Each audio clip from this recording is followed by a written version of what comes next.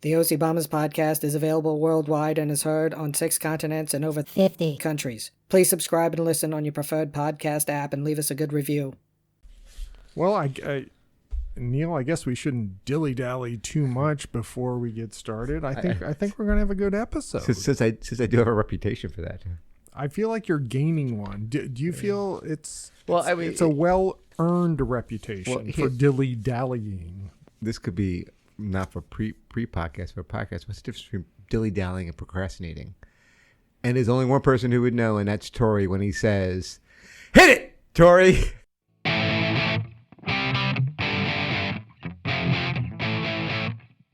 Welcome to the OC Bombers podcast, and now here's Neil. Hey, Scotty, how are you? Excellent and exceptional. How are you doing, buddy? Fantastic. Number 267. 267 is going to be so much fun. Yeah. And Neil, we were together this past weekend. We celebrated the 30th anniversary of the OC Bombers softball team. Yeah. The 30th season. You kind of like make it like a big deal that way when we see each other outside the podcast venue or window. I don't want people to think that we're like a Hall & Oates situation where we only get together for concerts. I know. Okay, gotcha. I mean, that's first and foremost in my mind. If I need to remove that thought, good. No. Now I have some context. So you're trying to make sure that people we don't hate each other. We don't do like a half-hour shtick and like leave each other and then leave and never talk to each other again. Right, we have outside podcast interaction. Okay, yeah. So that's the point. Thank you for bringing that up, though. I was a little concerned that you kept on bringing it up. That was like a point. I thought maybe we did do more or less. I don't know. It's just the right amount. To be determined. Too much, Neil. No, it's not enough for me. Right. But Neil, at the party, yes, we had a lot of fun. The season winners, we're gonna call them out now. Sure. Okay, so Hector. Yeah. He won the Harry Frizzell Pitching Award. Congratulations. We had a lot of people pitching this year. Yeah, so it was really a big, gave a lot of shots to people pitching this year. Yes. And the Rookie of the Year was Phil Deerdorf. Did he tell you he got a new bat for next year? He uses a wooden bat. No, but he got a new one next year. Oh, did he? Yeah, Is it still wood? No, it's a composite, he told me. Okay. I still love that he walked up there with a wooden bat. Nobody does that We love Phil. He's a good old boy. And then the OCB Spirit Award was split between Gio, who was on the podcast, and Ryan, who has been on the podcast. Wow, yeah. Coincidence? Who knows? But Gio's speech was just fabulous, wasn't it? Oh, that speech could have been in a movie. It really could have been. I think it was from Independence Day, the movie. Really? Oh, yeah, it was. It was really good. Yeah, he gave it his all. Yes. Yeah. And then winning his 4th MVP in a row is Tony Hennessy. Okay, you think he likes that, doesn't it? He likes winning that. He has told me he wants to become the best bomber of all time. And I said, really? You got some work to do, but you're on a good glide path so far, buddy. So this was a quote that he said he wanted. Yeah, that's a goal. He wants to be the best bomber ever. Wow. Love it. Wow. So 4 in a row. Nobody, Neil, in the history of the Bombers has won 4 in a row. Well, but is there a but? But now he is tied with Randy and JP with 4 MVPs. And guess who has 5 MVPs? Let me guess. You. This guy with the thumbs right here. So, Tony, you got some work to do there, and good luck to you. All right. We also played our traditional LCR dice game for some money. And my wife, Kelly. Kelly Montgomery was a big winner. She cashed in and won, so congratulations to her. You're missing one of the highlights. The OCBC was, had a set. OCBC, the band. We haven't played live in a long time. Neil. How did it feel playing live? It was good. Tori and I both agreed. The first, I don't know, maybe 3 songs, we felt a little nerves, and then we just settled in and we're like, it's the Bombers, we're having fun, just play. And I don't know if you could feel that or hear that in the music. Yes, of course, there were a few notes misplayed, a lyric off or whatever, and it's like, whatever, we're having fun. What do you think? No, I didn't notice any mishaps or anything. It looked like you're having fun and the crowd was into it. It's great. Yes. Yes. The kids. I mean, I think this was Sophie's first live music. Oh, I love that. And I gave Sophie a bass pick, and she wanted to know what a bass sounded like, so I played her note. And also, Mike Rambomber Watkins, our drummer, his son Sammy. He was rocking the whole time. He danced the entire time. Yeah, it was was great. like a cardio workout. Yeah. I heard that he slept great. Oh, very good. Afterwards. Good. So, yeah. And some of the food was great. You brought some good wings. I did taste Old Bay in that one wing. I did not another. make those. I bought those at the Wegmans. But I want to give a shout out to Savannah, who made those blondies brownies. Did you get one of those? I did not taste those. Kelly said, you got to try one of these. And as she's putting it in my mouth is open and it's coming in like an airplane. Yeah. I tasted the butter before it even hit my mouth. So I got to send Savannah a note. Those were awesome. Very, very good. And then let's give it up for our man Shazada. Shazada and the whole team. They did a great job. Thank you, guys. He did the heavy lifting. Yes, sir. Yes, sir. Whatever you need. You need a cord? I'm going home and get it. Where's water? I'm going to go get some water right now. What do you need? We got it. We got food? Yes, everything. What do you need? Thank you, Shazada. Great job. Shazada, great job. Speaking of that, I talked to walking around. Not a lot of the bombers listen to the podcast. We have to fix that. I mean, I was talking to this, but Phil, did you listen to like? Well, Phil has listened a couple times. Or even Gio's significant other. Did you listen to Gio? No, she didn't even listen to Gio's podcast. Oh, no, that's not good. Yeah. Okay. So maybe we got to get Scruffy a new social media awareness or something. I mean, for goodness' Good sake, lessons learned. It's part of the universe. It's out there. Aliens are going to be listening to this like millions of years from now, man. All right, enough of that. Great party, but Neil, is it that time? It's time for Name That Year. All right. Falkenstein rule is in effect. You are 12 out of 29 for 43%. Neil, you keep hovering in the 40s here. Okay? It was in the 35s a little bit. I hope you have your cheat sheet ready because I think you can zero in on this. All right, I'm ready. 3 clues. Name a year in which you've been alive. Your first clue. Let's have a little bourbon. Maybe it'll help. When doesn't it help? Oh, what flavor notes are you tasting right now? Vanilla? I have no idea. Butterscotch, vanilla, a little peppery. All right, your first clue, Neil. The virtual cartoon band The Archies single Sugar Sugar hits number 1. Honey,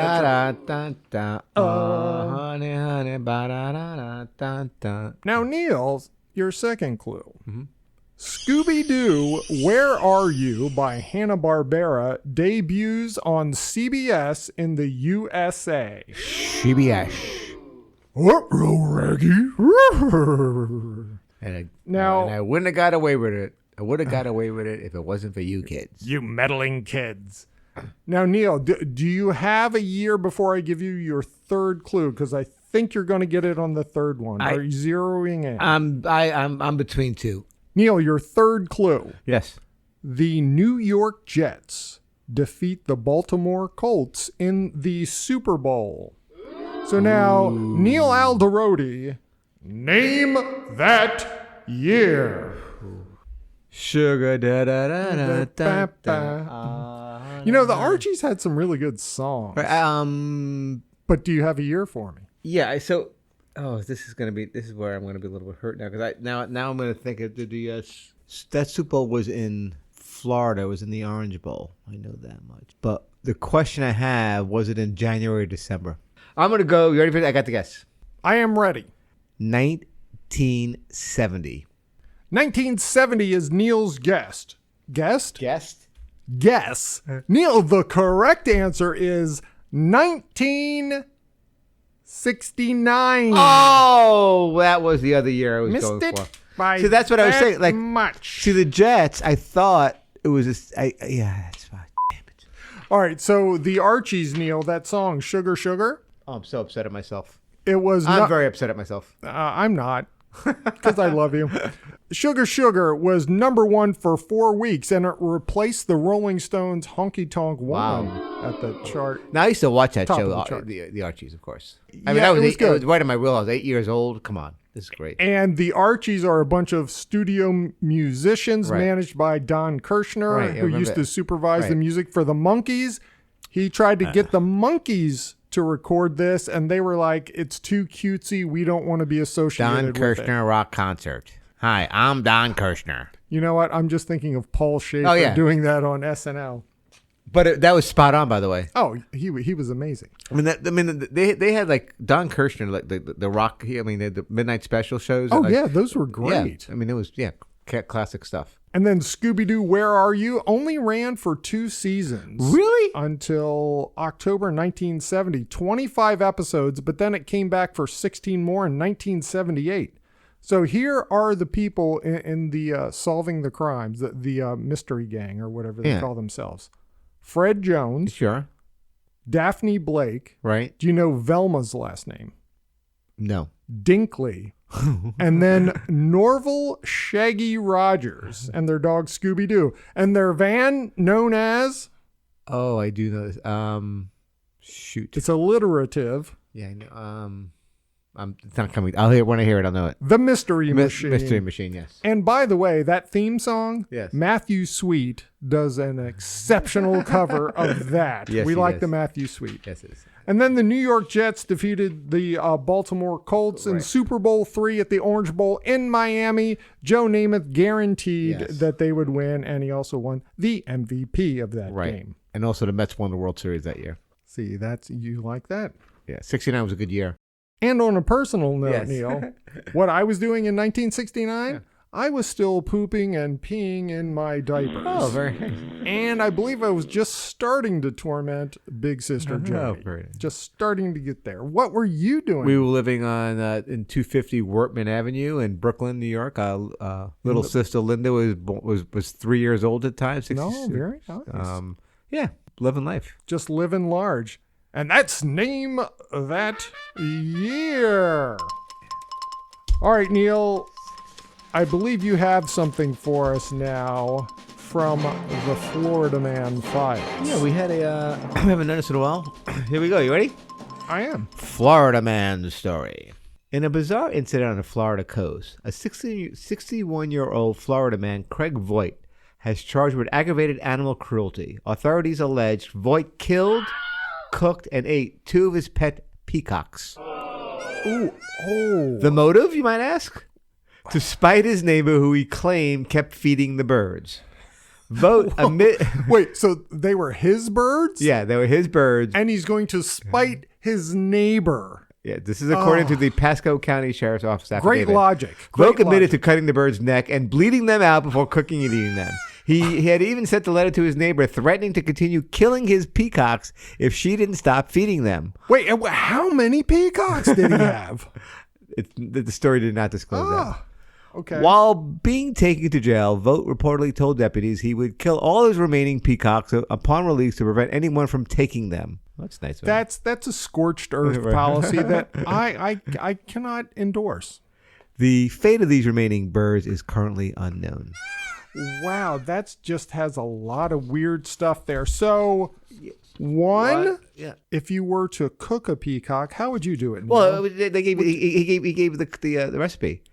He killed. There's a recipe? He admitted to cutting the birds' necks and bleeding them out before cooking and eating them. So you got to bleed them out. Did he deep fry it? Did he slow roast it? Did he have some rosemary and thyme and spices on it? How do you do that? I think you do whatever you do with a chicken, you would do with a peacock. I think that's kind of what I would say. Oh, speaking of cutting necks of birds, I believe Bud up in north central Pennsylvania drank. Yeah.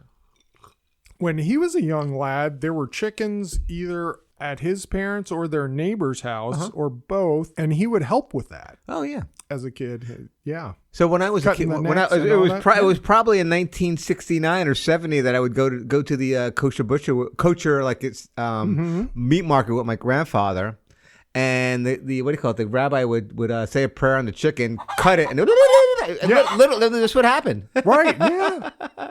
but he had to say the prayer first. Right, yeah. You do that and everything's great. Did you ever get a peacock? At the kosher market? Yeah. No, we never did that.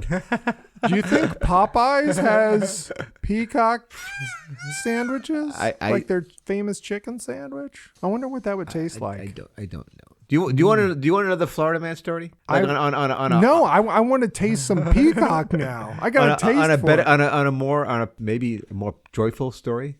Sure, go ahead. Yeah, because I read that. I mean, that was like, that's kind of gross, isn't it? But this is a feel-good Florida story. I don't think there is such a thing. Prove me wrong. People in Florida could do good things. This morning, in the quiet suburbs of Cape Coral, Florida, a new kind of superhero emerged. Forget capes, tight suits, or even a utility belt. Our hero, Florida man Kyle Mivert, battled crime in his most unexpected uniform, his Batman pajamas. Who wouldn't? Exactly. Now are they the underoos? There was a picture, and it was a one-piecer. and this is a male adult we're talking about? You want me to continue? Do they have adult underoos?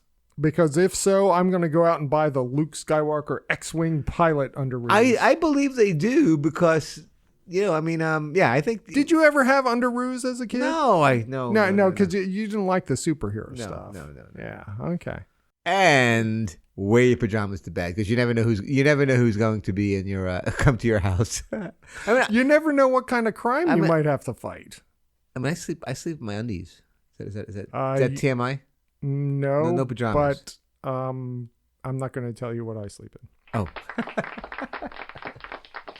Thank you, Neil, for the update there. I'm glad you balanced that out. Yeah, we needed some superhero stuff in there. All right, Neil, this was just handed to me by Scruffy. It's a story from vegoutmag.com. So vegoutmagazine.com. Here are some weird food combinations, but here's the setup. I'm listening. 9 weird food mashups that only make sense if you grew up lower middle class. Okay, yeah. And so that got me to thinking, was I lower middle class? I mean, I don't know. You tell me when you hear these food combinations. Peanut butter and syrup sandwiches. Never did that. Never thought to do that. No. I mean, a peanut butter sandwich. Peanut butter and banana. That's sandwiches. Peanut butter and marshmallow fluff. Fluffernutter. Love it. Fantastic. The next one is ramen noodles with hot dogs. I've never had that, but I would try it. Yeah, that's a college thing. I think I've heard that people do that, but I don't think I'm gonna be honest. I don't think I've ever had a bowl of ramen, like a ramen noodle, like kind of cup of noodle. I've never done that. The instant cup. Yeah. You've never done. I've done that. If you go into a restaurant with ramen noodles, like fancy zhuzu. Yeah. I have friends that have some. I used to have friends that worked that like go fancy places every once in a while. I mean, in college, I did more of the Kraft box macaroni and cheese with hot dogs in it than ramen. So, all right, here's the next one. This is the poor man's bruschetta. It is saltine crackers with ketchup. Oh, I've never. I love saltine crackers and butter. I used to. That's far superior. No, yeah. I mean, I with Linda, I used to like stack. How many but with butter, how many, and try to put it in your mouth? Yes. like 9 or 10. And then it's all dry. And then like the crumbs are all over the place, and my mother's like yelling at me and stuff like that. Perfect. But Neil, ketchup, since I mentioned ketchup, it originated in China in 300 BCE to put on fish. But then ketchup's in China, really? Yeah, but then also they used it to help cure diarrhea. Okay. I don't think that's a thing, but that's what they thought it did. All right, our next item, Neil, next combination is baked beans on white bread. Well, I've never done that. I mean, that's a British thing, baked beans on toast, isn't it? I think. For breakfast. They have baked beans for breakfast. Once again, not against it. It's never been in my wheelhouse. I like the baked beans. Maybe we should try some of these. I'm probably still I still like white bread. I just do. The next combination is bologna and mayonnaise sandwiches. Yes, I grew up. That's all I ate as a kid in Michigan. No, mustard. Mustard. If it's fried bologna, even better. Mustard. Now, our friend Mustard. Tony Hennessy, Yeah. he has nothing, just bread and bologna, Yeah, and he squishes And he it down. squishes it. He was that's- telling us, and he's got his daughter doing this also now. I mean, every sandwich deserves a good squish. No, and I have flashbacks of bad swish sandwiches Oh, I have good memories of squish sandwiches. because at camp I was always Yeah. at the beginning of the line. My lunch bag was always on the bottom of the lunch bag, and my lunch was always destroyed. Yeah. So no, Okay. I just gave you the reason also. The next combination is cornbread with milk poured over it. It's supposed to be like cereal. I've never done that. That's a hard no for Neil. Rice with butter and sugar. Well, rice pudding. Now we used to have minute rice and put margarine on it. We never put sugar on it though. No. Okay, this is not. Well, this is lower middle class. This is not even. This is like Lower middle class, yeah. Next is potato chip sandwiches. Oh yeah. I never did that. I thought just keep it separate. I don't need to put it on. But you did. Oh yeah. What, mustard or just yeah? You and your mustard. Love the It's mustard. like me with the mayo. Yeah, mustard's great. And then the last one here is another ketchup one, Neil. Ketchup on scrambled eggs. I have done that because people are obsessed with it, but I don't want. It's not mine. Right. I have also tried it. I did not enjoy it. I think our friend JP really likes that. You know, here's a big take. I think at 60, and this is. I mean, I heard another prominent individual say this recently. I'm not gonna say who it was. I think Mysterious. at 60 years old, we should stop. That's a condiment we don't need to be You using should anymore. stop eating ketchup? Yes. Really? Yeah. Interesting. Not sure I agree with that. I mean, but there's nothing as wrong with I it. But approach that. I'll there's do that. nothing wrong with it. But if I didn't have ketchup for the rest of my, I think I'd be okay. I would be okay without ketchup. Oh wait, what was that? Sophie, what? What was that? No ketchup, Papu? Let's take a break. Oh, she wants us to take a break. So let's do that, and when we come back, we'll have some more fun. The listeners have demanded an updated version of Neil's Rosetta Stone, and we've listened. Introducing Neil's Rosetta Stone OCB Word of the Week version, aka Neil's Rosetta Stone Schadenfreude edition. Are you tired of the same humdrum vocabulary? Does your conversation lack a certain je ne sais quoi? Do you abhor sounding like a churlish, lethargic gadabout? Then you need Neil's Rosetta Stone Schadenfreude edition. Yes, friends, Neil's Rosetta Stone will unlock the enigma of language, transforming you from taciturn to waggish in no time. Imagine yourself regaling your friends with tales of purloined artifacts and liminal spaces, all with the cachet of a true wordsmith. Schadenfreude. No more blandishments or blarney. Neil's Rosetta Stone cuts through the Megillah and gets you straight to the point. You'll be instigating intellectual clamor with your newfound eloquence. But wait, there's more. With Neil's Rosetta Stone, you'll also master the art of conjecture, navigate the tribulations of fallacious arguments, and even develop a cursory understanding of quantum physics. It sounds like everything I've wanted in a language app and more. And if that weren't enough, this paradigm-shifting program will make you swole. Don't be cavalier. Usurp your linguistic limitations, become a steadfast communicator. This offer is for a lenient time only, so don't let this opportunity remain unlet. Call now and receive a free Gossamer scarf and memento from the ambient soundscapes of Zanzibar. Operators are standing by. Good gosh almighty. I can't wait to start using Neil's Rosetta Stone, Schadenfreude, Fargan Freakin' Newton, Friendering app. Neil's Rosetta Stone Schadenfreude edition is available now, but it does not guarantee actual Schadenfreude, truncation of vocabulary, or sanctimonious behavior. Side effects may include a scintilla of existential dread and an insatiable craving for smorgasbord. Your results may vary. Void where prohibited. Neil, I would like to take all of those food combinations and put every single one of them in a blender and slurp it down. What do you think? Yeah, but they weren't. Okay, I would do that. That's fine. But It would probably make a really good sauce to spread over roasted peacock. There you go. And we're back. Welcome back to the OC Bombers podcast. We're available on all of your favorite podcasting apps. Oh, cheesy jokes, Neil. I had some German cheese dip stuff on my broccoli and cauliflower for lunch today. It was left over from dipping pretzels in it. Okay. So, yeah. And what was the name? What was the name of the cheese? It's just the German beer cheese dipping thing. Kelly made it. All right. Oh, very nice. All right, ready? Here we go. Yes. Hey, Scotty, I saw a crocodile the other day, but thankfully it only eats cheese. It's a alligator. Another greater joke. Yeah. Not greater, greater. Hey, Scotty, did you hear about the moldy piece of cheese that got fired from his job? No, I didn't. I heard he has been on the chopping block for a while. Is that like a charcuterie board? I guess so. Neil, I never thought of that. The charcuterie board is like a guillotine for cheese. Exactly. Oh, my. Not the charcuterie board! Charcuterie. Let's open up that feedback machine.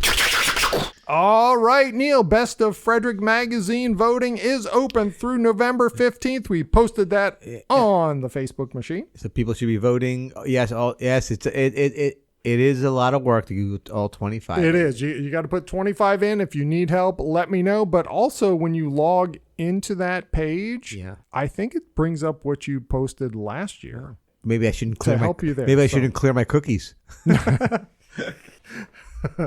No, you shouldn't. And Neil, I thought of this. I forget what I was watching on TV, but there was a commercial that said Velveeta mac and cheese shells. Break it out and celebrate the holidays. What better way to celebrate the holidays and be with family than Velveeta mac and cheese shells? Okay. And I thought, what the is going on? This. It's a holiday commercial. This threw you on tilt. It kind of did, because I'm like, okay, that's a product, but what? How is that getting together? All right, anyway.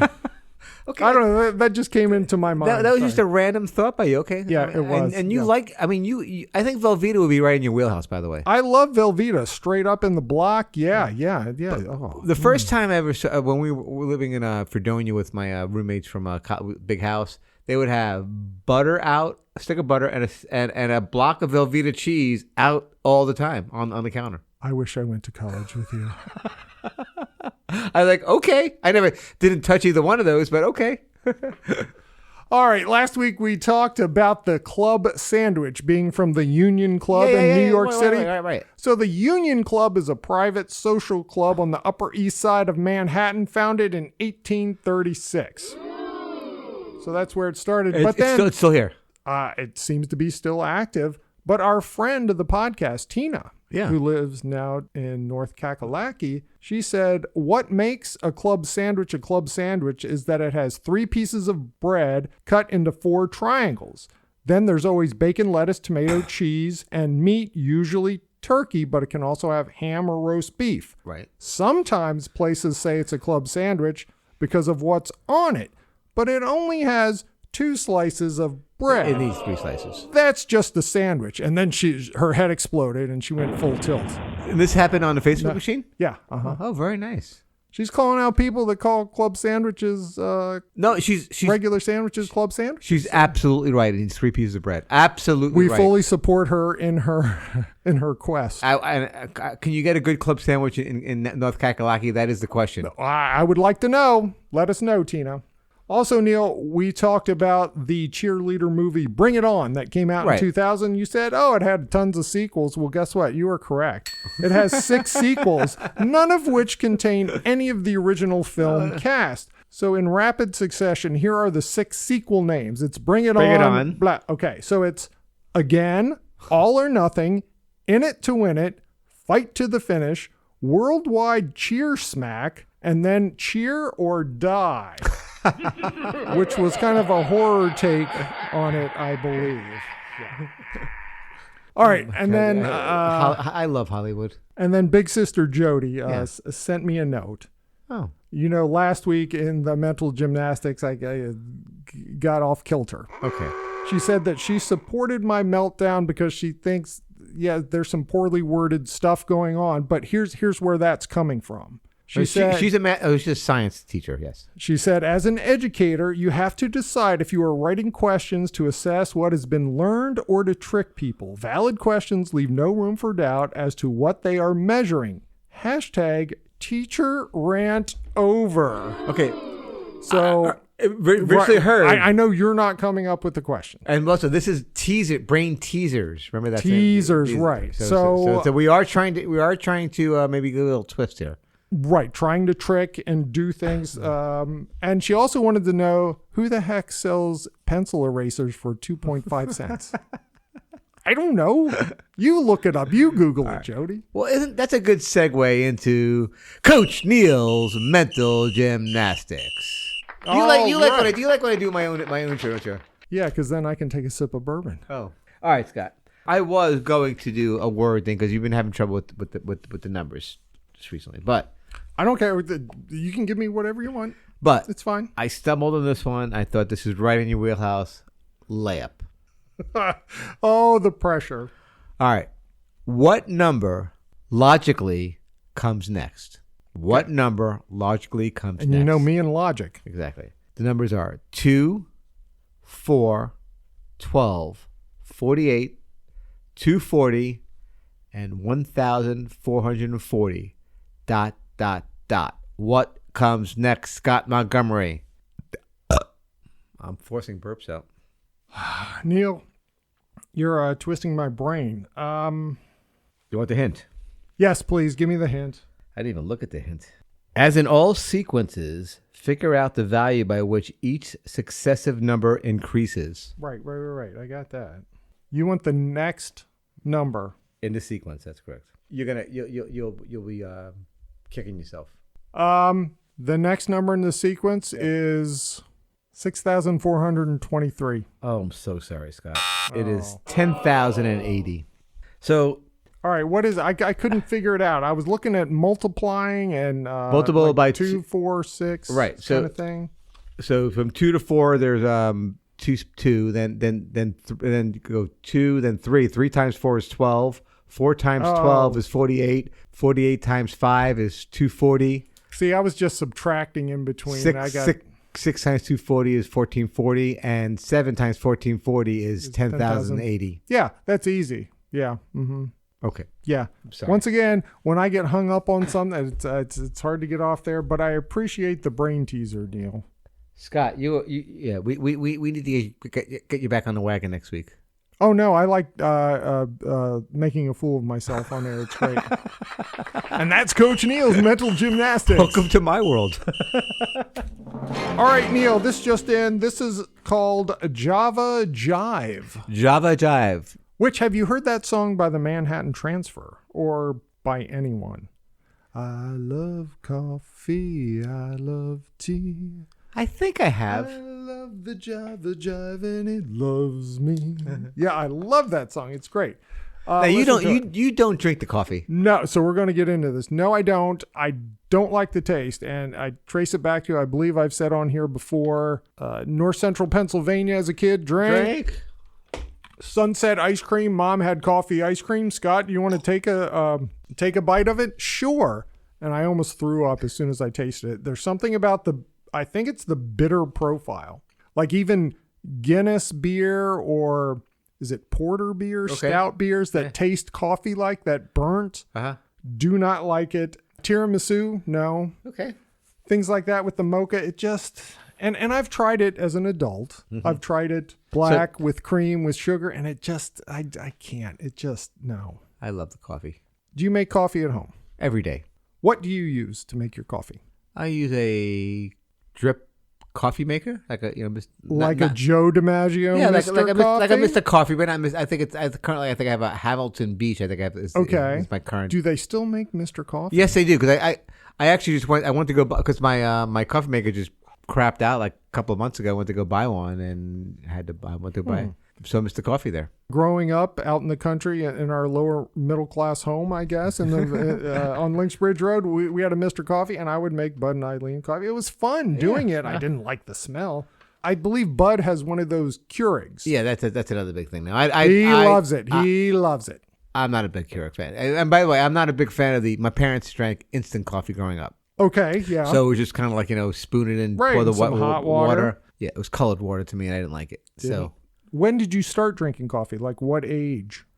Probably when I started working, because when I started like working the paper route. No, working in high school in places, because I was the guy who got the coffee. I was like, if I'm going to go get some, I'm gonna try it. Right, yeah.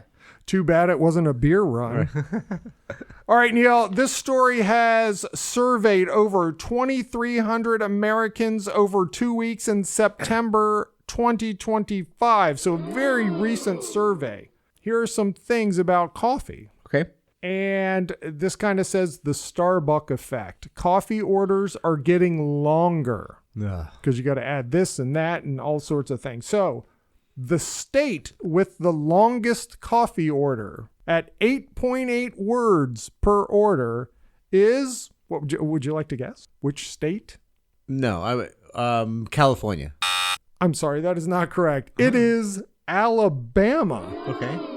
Which to me, I would guess would be, I would like, sir, I would like a coffee with, let's put some cream in there. And so that makes it 8.8 words. Okay. Don't you think? The state with the shortest coffee order, because I know that's your next question. The least amount of words is Virginia with 5.4 words.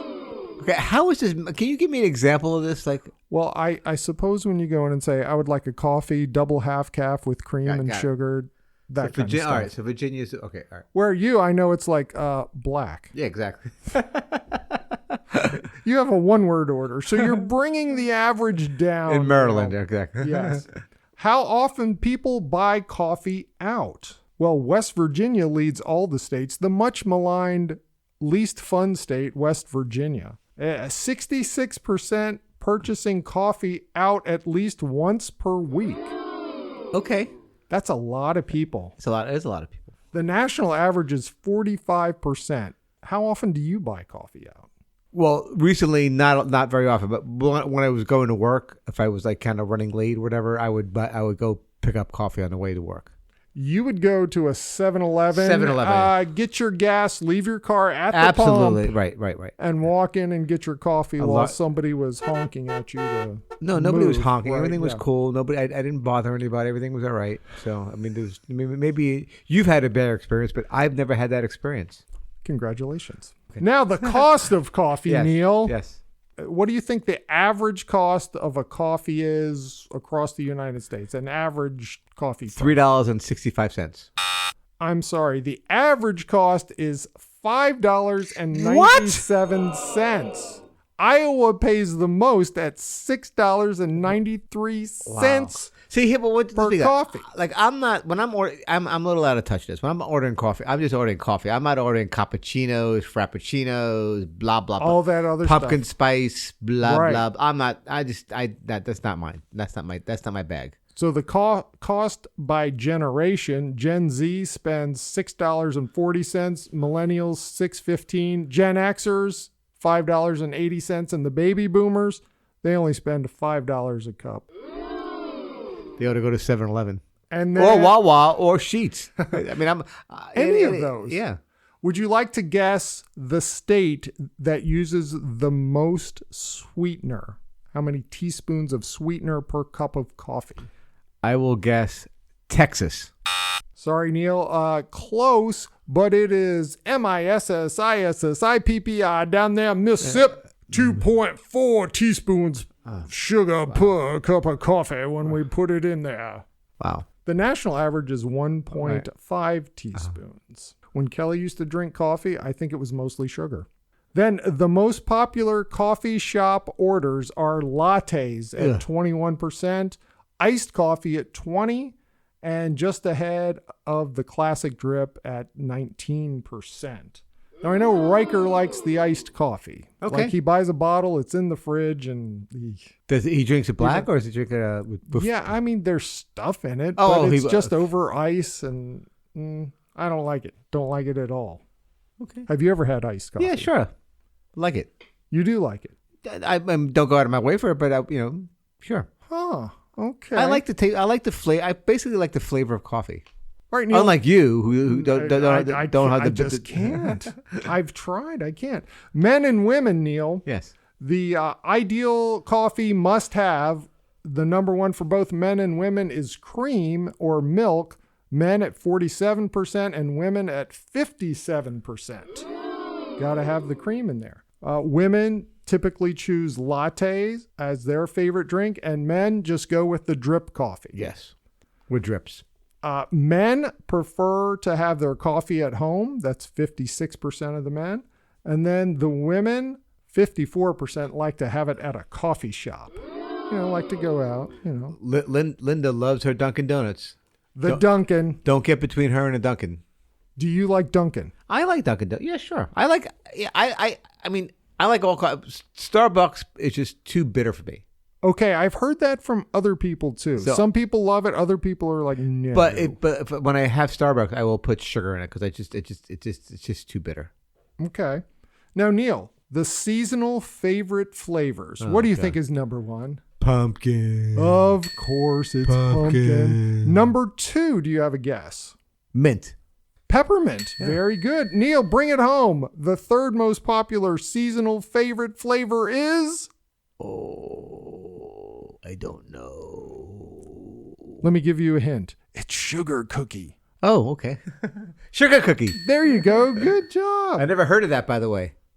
I haven't. I guess it's more vanilla-y or okay. sugar. Vanilla. I don't know, but it's all sugar-based. Right. Now, Neil, do you remember as kids Juan Valdez? Sure. On the commercials. From Brazil. TV.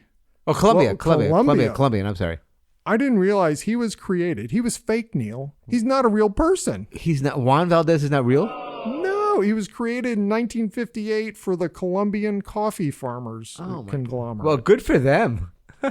I remember. Here is Juan Valdez. He's climbing the mountain with his donkey. It was just him by himself and with a donkey. And a straw hat.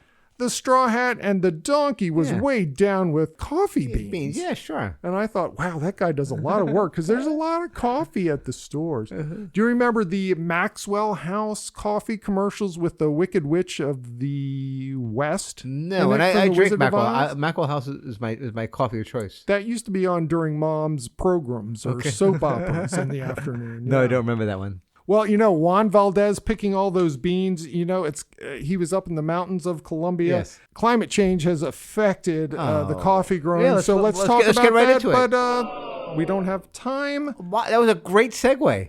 It was, and you know who that upsets? No time for climate change? Sorry. No, I'm sorry, Sophie. But, Neil, our next episode... Yeah. We have been waiting for this. This is the one we've been waiting for a few months. It's going to be episode 268. It is going to be our salute to Barney the Purple Dinosaur. Yeah, we're excited about this. Because that came up and we're like, when we get to episode 268, we should have it all about Barney.